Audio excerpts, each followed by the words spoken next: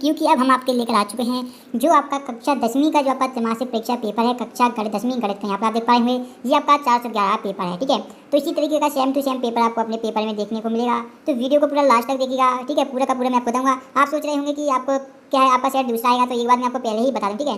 Set आपका कोई भी आए, ठीक है, सभी सेट में 40% क्वेश्चन आपके कॉमन रहते हैं, यानी कि पास तो आप बिल्कुल आसानी से हो जाएंगे। यदि आपने कुछ भी नहीं पढ़ा तो जो क्वेश्चन आपको बताए जा रहे हैं, तो अगर यदि आप कोई भी एक भी सेट याद कर लेते हैं तो आप 100% पास हो जाएंगे। यदि आपने इंग्लिश का पेपर देखा हुआ तो उसमें आपने देखा हुआ कि लगभग सभी सेट हैं वो आपके क्या है कॉमन ही क्वेश्चन पूछे जा रहे हैं, ठीक है। तो जो मैं आपको बता रहा हूँ आपको क्या है पूरे आपको क्वेश्चन याद कर लेने हैं, ठीक है। किसी भी क्वेश्चन को आपको नहीं देख ऐसा नहीं है कि नहीं याद करना है, सभी आपको कर लेने हैं याद, ठीक है। और ज़्यादा भटकने की बिल्कुल आवश्यकता नहीं है, ठीक है।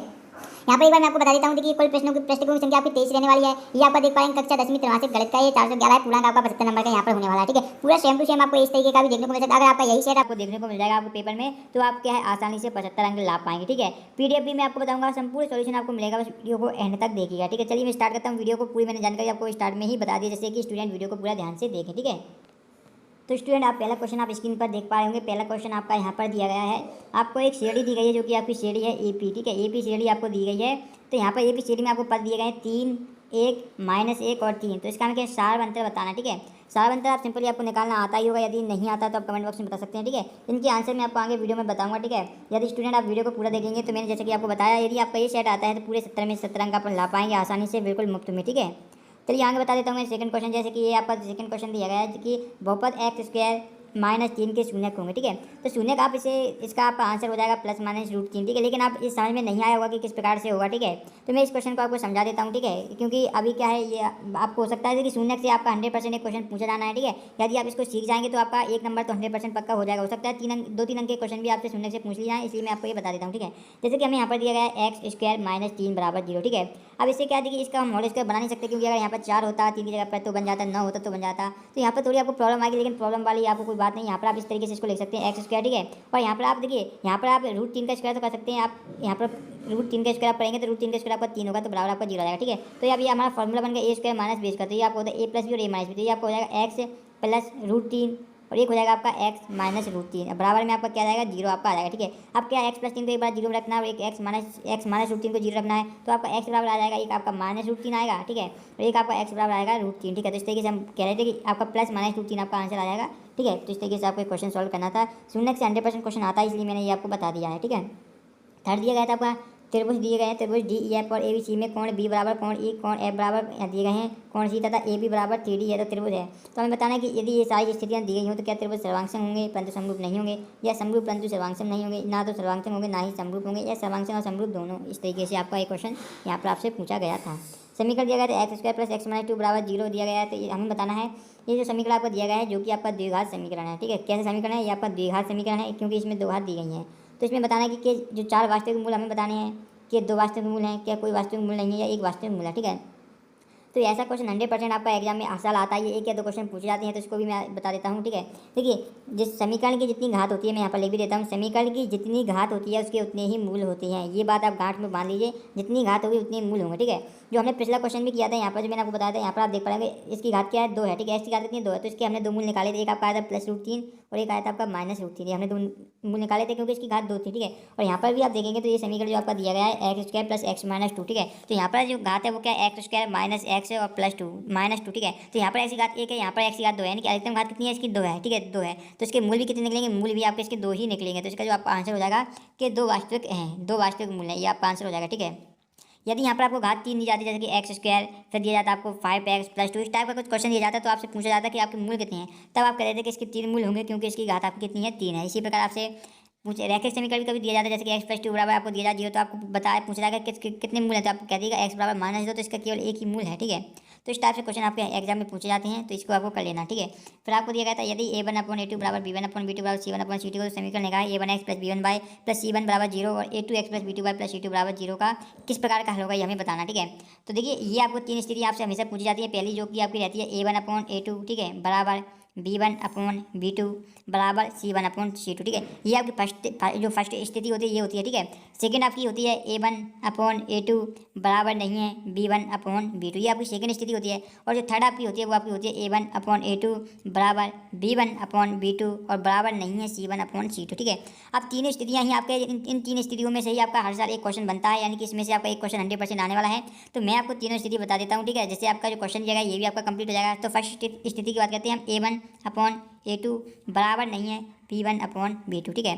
तो यदि आपको ये स्थिति दी जाए कि A1/A2 बराबर नहीं है B1/A2, तो समीकरण का A1x B1y प्लस C1 बराबर 0 और A2x B2y प्लस C2 बराबर 0 का क्या हल होगा। तो इसमें आप लिख दीजिएगा इसका क्या अद्वितीय हल होगा। क्या हल होगा? अद्वितीय हल होगा। 100% एक क्वेश्चन आने वाला है, तो ये मत सोचेगा कि नहीं आएगा। 100% आएगा तो इसका क्या हो जाएगा, आपका अद्वितीय हल हो जाएगा। यदि आपसे ये पूछा जाता है कि A1/A2 बराबर B1/B2 और बराबर नहीं है आपका C1/C2, ठीक है। यदि ये स्थिति आपको दी जाती है और आपसे पूछा जाता है समीकरण का कौन सा होगा, तो आप बोल देंगे कि समीकरण का कोई भी हल नहीं होगा। ये आपका आंसर हो जाएगा क्वेश्चन का, तो इसे आपको कर लेना, ठीक है। तो ये आपको हो जाएगा, इस तरीके से आपको ये करना था। और जो लास्ट आपका होता है, जो लास्ट आपका दिया जाता है, जो कि वो क्वेश्चन में भी दिया गया था A1/A2 B1/B2 बराबर C1/C2 में, देखिए यहाँ पर बता देता हूँ A1/A2 बराबर B1 इसको हम दोबारा से लिखते हैं, ठीक है। A1/A2 बराबर B1/B2 बराबर C1/C2, ये थर्ड स्थिति है, ठीक है। अब इसमें आपसे जो पूछा गया था समीकरण ने कहा A1x plus B1y plus C1 बराबर 0 और A2x plus B2y plus C2 बराबर 0 का कौन सा हल होगा, ठीक है। तो इसका क्या होता है आपका, जब देखिए पहले का होता है अद्वितीय हल, दूसरे का होता है कोई हल, इसका होगा अनंतता अनेक हल होंगे, ठीक है।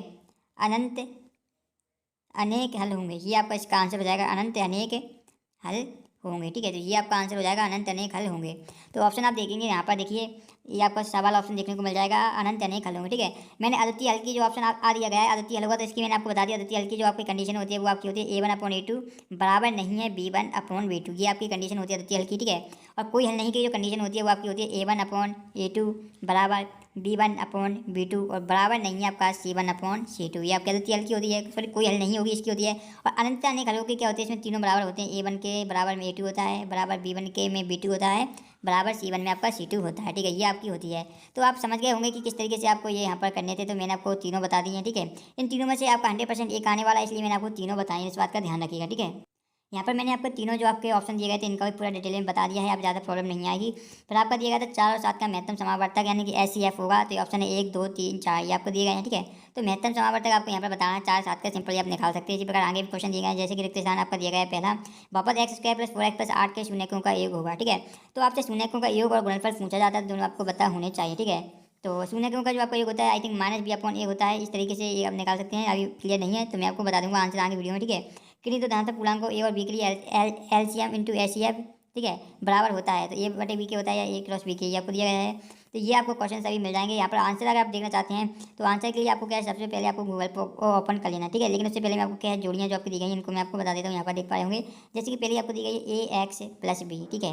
तो ये क्या है, AX प्लस B जो होता है आपका क्या होता है, एक रैखिक बहुपद होता है, ठीक है। क्योंकि यहाँ पर जो रैखिक बहुपद में अधिकतम घात कितनी होती है, 1 होती है, ठीक है। तो जोड़ियों को सॉल्व करने का आपको तरीका होना चाहिए, जो आपको सबसे पहले आता है उनको आपको मिला दीजिए। जैसे कि हमें पहला आ गया तो हम इसको मिला देंगे, ठीक है। हमने दूसरे देखेंगे हमें कौन सा आएगा, ठीक है। तो यहाँ पर आप देखेंगे x की पावर आपको 3 दिख रही है, तो आप जानते हैं कि x की पावर 3 होती है। मैंने आपको ऊपर ही बताया था कि वो आपको कैसे होता है, यदि घात 3 है तो वो कैसे बहुपद होगा, वो त्रिघात बहुपद होगा, ठीक है। तो आपको सिंपल इसको क्या करना है, आपको जो मैंने पहले ही बता दिया था, तो आपको इसको मिला देना त्रिघात बहुपद से, ठीक है। अब यहाँ पर आपका दिया गया है, देखिए और बहुत सारी चलिए यहाँ पर अनंत वाला ऑप्शन दिया गया है। तो यहाँ पर आप देखेंगे निकाल कर, जैसे कि अनंत के लिए मैंने आपको बताया है, अनंत में क्या होता है A1/A2 बराबर B1/B2 बराबर C1/C2 होता है, ठीक है। तो आपको यहाँ पर देखना होगा कि कौन सा समीकरण दिया गया है जिसमें तीनों क्या है एक दूसरे के बराबर है, तो उसको आपको अनंत से मिला देना है, ठीक है। और यहाँ पर देखिए जो B² -4AC होता है, ये आपका विभक्तर का सूत्र होता है, ठीक है। जो यहाँ पर दिया गया AX² plus BX plus C का ये विभक्तर का फॉर्मूला होता है, ठीक है। और ये आपका n पद वाला फॉर्मूला होता है, तो इनको आपको क्या आपस में मिला देना है, ठीक है। अब मैं आपको PDF के लिए बता देता हूँ। पहले इन सभी क्वेश्चन को जो दिए गए इनको आप सभी रिक्त स्थान सभी को आपको पढ़ लेना है, ठीक है। इन सभी को आपको अच्छी तरीके से पढ़ लेना है। अब गूगल आप सबसे पहले ओपन कर लीजिए, PDF को मैं पूरा बता देता हूँ। और डिस्क्रिप्शन में टेलीग्राम ग्रुप की लिंक मिलेगी, उसे जरूर ज्वाइन कर लीजिएगा, क्योंकि लगभग बहुत सारे स्टूडेंट उसका फायदा ले रहे हैं। क्योंकि जो भी क्वेश्चन आपका पेपर आता है तुरंत, तो उसे क्या वीडियो तुरंत नहीं बन पाती, लेकिन टेलीग्राम पर आपको तुरंत हम बता देते हैं पेपर से पहले ही, ठीक है। तो टेलीग्राम जरूर ज्वाइन कर लीजिएगा, लिंक डिस्क्रिप्शन में आपके लिए दी गई है, ठीक है। अभी आप गूगल ओपन कर लेंगे तो यहाँ पर आपको सर्च करना है MP बोर्ड क्लास 9th, ठीक है। उसके बाद लिखना आपको मैथ, यहाँ पर हम 10th का देख रहे हैं, यहाँ पर आपको क्लास 10 लिखना है, क्लास 10th फिर लिखना है आपको मैथ। उसके बाद आपको लिखना है मासिक पेपर 2022, ठीक है, ये आपको लिखना है। फिर आपको लिखना है यहाँ पर SK टीच, ये आपको यहाँ पे इस तरीके से लिख देना है, ठीक है।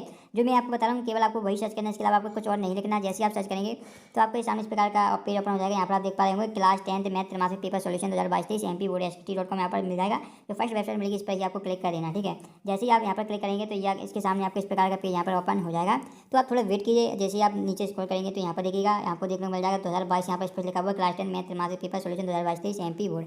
तो आपको थोड़ा नीचे स्क्रॉल करना है। नीचे स्क्रॉल करेंगे तो यहाँ पर आपको पूरी जानकारी दी गई है त्रैमासिक पेपर से संबंधित, आपको कौन सा पेपर का टाइम टेबल दिया गया है, ठीक है। यहाँ पर आपको PDF डाउनलोड करने के लिए यहाँ पर दिया गया, आप देख सकते हैं MP बोर्ड त्रैमासिक पेपर टाइम टेबल 2022 डाउनलोड कैसे करें। तो यहाँ पर इस पर क्लिक करके डाउनलोड कर सकते हैं। नीचे जाइए, यहाँ पर पूरी जानकारी दी गई है।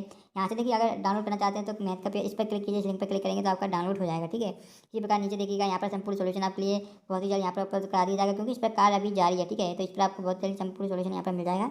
यहाँ से आप आसानी से देख सकते हैं सभी क्वेश्चन। इस पर विजिट करके आप सभी क्वेश्चन याद कर लीजिए जो आपको यहाँ पर दिए गए हैं, ठीक है। और यदि आपने अभी तक चैनल को सब्सक्राइब नहीं किया, चैनल को सब्सक्राइब कर लीजिए। हम मिलेंगे एक नेक्स्ट वीडियो में, तब तक देखते हैं आपको अपना चल